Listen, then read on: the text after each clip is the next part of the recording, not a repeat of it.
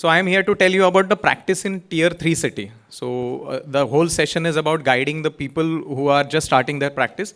So you may be thinking whether to settle in Mumbai, whether to settle in a tier 3 city. So I am going to talk about practice in tier 3 city. Is it a boon or a bane? So what prompted us to choose the topic? So I'm the last one, so you already know we wanted this topic to give you a perspective about a metro city practice and a tier 3 city practice. So just a disclaimer, am I being a crybaby? Absolutely not.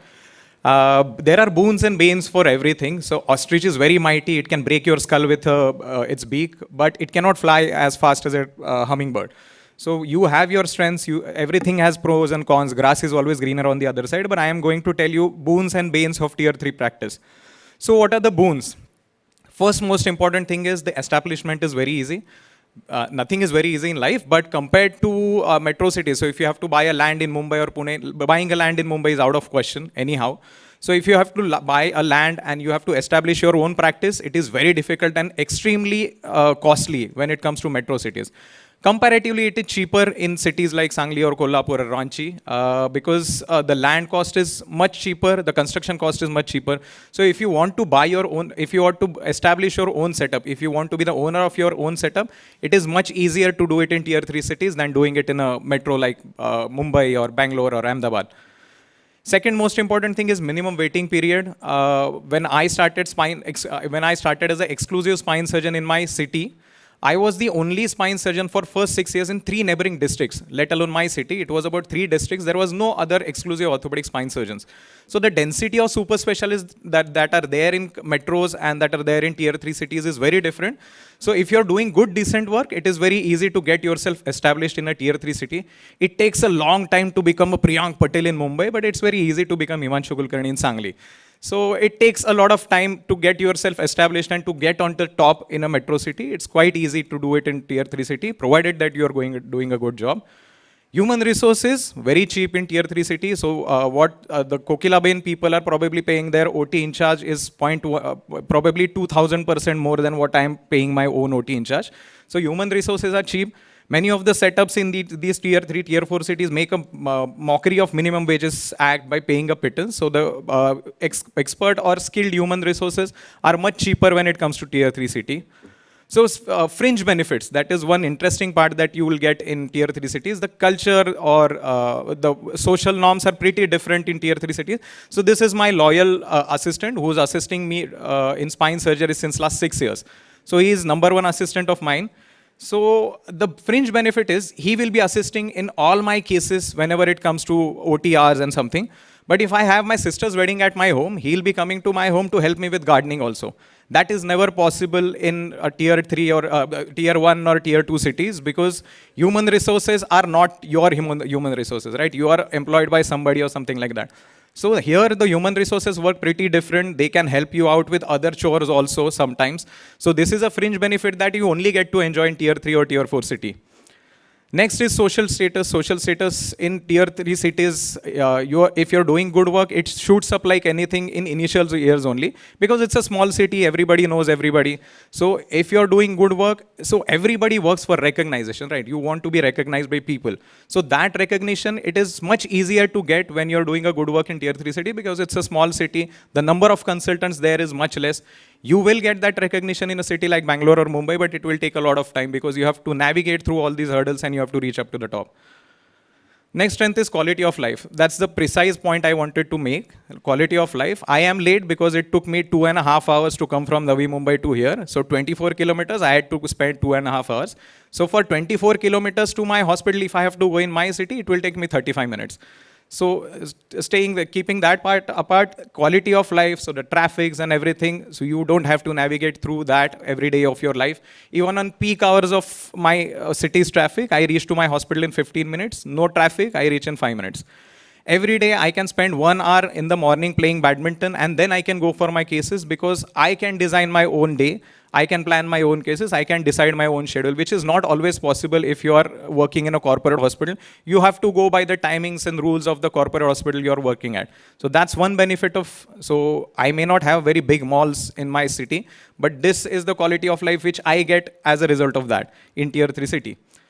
If you don't want to build your own setup, if you don't want to invest, so there are multiple opportunities to get institutional attachments when you come to these cities. So these are all strongholds of all political leaders in rural areas.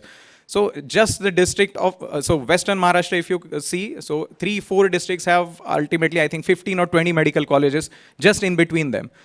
So that is always there. So in rural areas, medical colleges, private or government, are in a high number. So if you don't want to build your own setup, if you want an institutional attachment, it is always easy to get into institute and do your academic practices. So this is a big strength when you are practicing in a tier 3 city. Next important thing is less perils of CPA. So troublemakers are always there. So if you have some issues, there are some patient troubles, the troubles are always going to be there. The patient is going to give you a headache. You are going to get multiple calls. That scenario doesn't change when you are going to metro or a tier 3 city. The issue is you actually going to the court of law to defend yourself. The chances are going to be much less in a tier 3 city, because in these cities, since the people are not very educated, they won't take you to court directly. They will give you some calls from the politicians, some hooliganism. That is always going to be there. But the amount of litigations that are there in Mumbai or Bangalore or Delhi or Chennai, the amount of litigations are going to be much lesser in tier 3 cities. So that is one benefit, but the troubles are always there, but actual legal troubles much lesser in our cities. So these were the benefits. So what are the banes in practicing in tier 3 city? So the issue is, so since this session was actually directed for people who are just starting their practice, so you get trained in all these high quality international centers, Indian centers, and this is what happens. So you get trained in a very nice center, you get all cutting edge things that you learn, and you want to go back and implement these things in your own setup.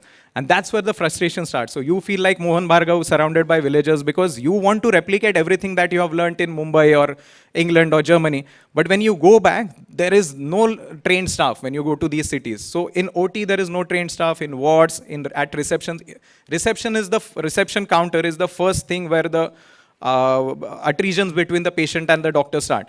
So you have to teach them, you have to train them. So a lot of your energy in your initial years when you are trained from these high centers goes in training your staff. So you have to train them, and the attrition rate is very high. So you train them, they go somewhere else for 2,000 rupees more. But that's the issue. So the fringe benefits of these people, which I was talking about in benefits, they are almost negated sometimes by these strange mannerisms. So you have to train them, and then only probably after 3-4 years of frustration, if they are trained well and if they stay with you, you can replicate those nice things that you have learned in all these big centers. Second is administrative hassle. So that is the biggest part when you are owning something in a tier 3 city. So qualified MBAs, these are scarcely available in tier 3 cities, because everybody who does a hospital management MBA wants to go to Sancheti or Lilavati or Dinanath or something like that. So they don't want to stay in tier 3 cities, they upgrade to a bigger city. So in tier 3 cities, you are stuck with low-cost self-proclaimed managers who have some experience and they like to work with you. So that is a training nightmare, because you have to train them, and if something doesn't work and if something goes wrong, the ultimate taskmaster is always you. So everything is pinned on you. If nothing is working, you have to do everything, and the administrators who are there, they are just playing a second fiddle. So sometimes I wonder, am I a doctor who manages my own hospital, or am I a hospital administrator who operates fine in the morning? So most of the times in a year, second part is more true and first part is less true. So this is how, if you're owning a setup in a tier 3 city, you have to look after everything. You are the ultimate contact person for a smallest to a biggest issue. So you always have to look after these things. So every day something is going on, something you have to take care of something. So all issues you have to solve is, so Monday you have to manage something which was wrong with IITV. Tuesday you have to manage something that was wrong with a light source.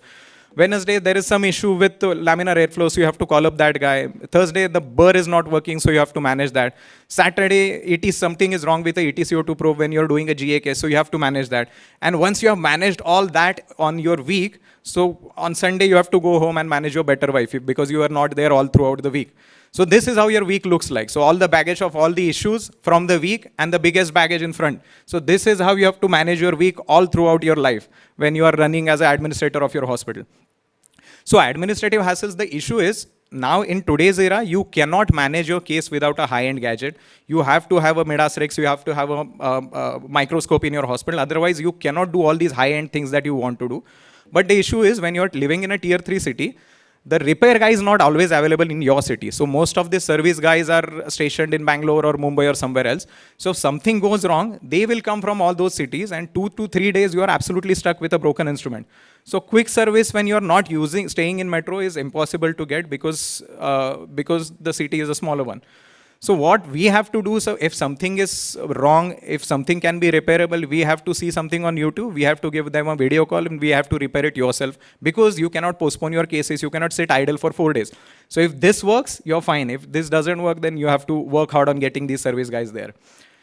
So administrative hurdles, in conferences, they always tell you that you should have backup equipments, because even a lack of single instrument can cripple you. But there is a limit to how many stand-up gadgets you can have. 2 burrs, 2 microscopes, 2 C-arms, 2 endoscopes. This is theoretically very fine, but it is financially very burdening to have everything. 2 Midas Rex, 2 Carl Store stations. You cannot have that. So buying everything in number to keep them on standby is very true, but it's financially very burdening. So you have to think very wisely while choosing that.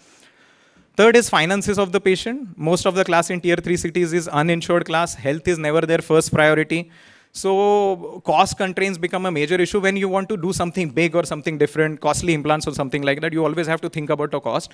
And if the patient is not affording, then you have to convince yourself that itne paise mein itna hi milega, jitna hota hai utna karo, baki force mat karo. So just 1 minute more. So if you have to buy an O-arm or if you have to buy an exoscope, that is very fine.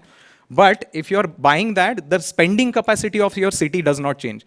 If my city is charging 100 rupees for a spine surgery, the package is 100 rupees, just because I have an O-arm, if I start charging 300 rupees, no patient is going to come to me. So you have to stay within the limits of the spending capacity of your city. Just because you bought a high-end gadget like O-arm, you cannot keep overcharging them. Because if that happens, this you have bought for your own comfort. And if you have bought something so costly in your city where the spending capacity is not there, this is what happens. So you can buy a Lamborghini, but if you don't have a road to buy a Lamborghini, if it is stuck in mud, so there is no point in buying a Lamborghini. So this is what happens when you buy something high-end in your city. So if you want your own comfort, you can think about Lamborghini, but you have to design your own comfort when there are financial restraints when it comes to patient finances. So think about your own comfort, do some desi jugaad and get on with it. That's the thing. Last important thing is academic suffers in that. So if you are managing so much on daily basis other than things, and if you don't find time to go for your academics, somebody who is in love with publications and research, you don't get time for that and you cannot pursue academics.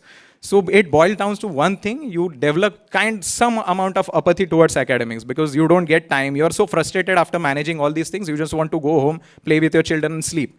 So that happens. In conferences, everybody tells us that you have to publish or you'll perish. It is easier said than done when you're administrating your own hospital. Last thing is surrounding roadblocks. So you can improve your hospital, you can buy everything nice and you can keep it high-ended, but you have to get support from all other specialties too. Radiologies in these tier 3 cities are always run-of-the-mill services. For first 6 years of my life, there was nobody who was doing a transpedicular biopsy also in a city and at a radiology center. Lack of high-end ICUs. If you have to do a cervicothoracic scoli, which is very difficult, and if you are expecting a good surgical ICU, you may not get that in tier 3 city. Now tier 3 cities are improving, but not to that extent. Last important thing is, most horrible thing is socio-political pressures. So since these are small cities, you will get immense number of politicians and everybody and presidents of this Sangatna, that Sangatna, who will be pressurizing you for reduction of bills, some fringe benefits for patients. So that is a daily thing that you will have to navigate. You have to be mentally strong to navigate through that. There is no other option. That is less probable in Mumbai because you are protected by your own hospital's management. Here you are management, so you have to look after these things. So to summarize, am I telling you that after considering all pros and cons, am I suggesting you that after these cons, am I suggesting you that you should settle in a metro? Absolutely not. In my experiences, the pros outweigh the cons, which I have told you right now. Absolutely no way. So tidbits to fresh pass outs is you have to form a pool of instruments.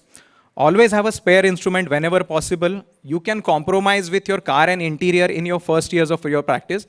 Don't think about brands like BMW and Mercedes. Think about Medtronic or Karl stores. This is where you should invest in your first 10 years of practice, and the rest of the things can come later. So preference to laminar airflow, quality IITVs, burrs and microscope, and now endoscope, you have to give them the preference. So to summarize, the quality doctor always need a quantity environment for practicing in the way they have learned in all these big institutes. Rural or urban, technical challenges are always going to be there. There will be no change in that. There was a very nice line by Pasteur on his deathbed. Germs are nothing, the terrain is everything. You are a potent germ. It depends on where you cultivate yourself, and that depends on how you'll grow. So you have to choose your terrain very beautifully and very thoughtfully, and you will grow. There is no option in that. Place at the top is always vacant. You can be a big fish in a small pond or a small fish in a big pond, but you can always be a big fish in a big pond also. We are living in Mumbai and we are seeing so many examples like these. Hummingbird or ostrich, both are gifted. Their grass is always greener on the opposite side, but there are pros and cons to everything.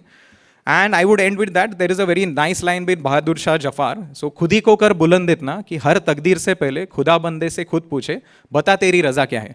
So just to modify that, खुद ही को कर बुलंद इतना कि उससे फर्क ना पड़े कि तू मुंबई में प्रैक्टिस कर रहा है या बैंगलोर में प्रैक्टिस कर रहा है या सांगली में प्रैक्टिस कर रहा है. Thank you.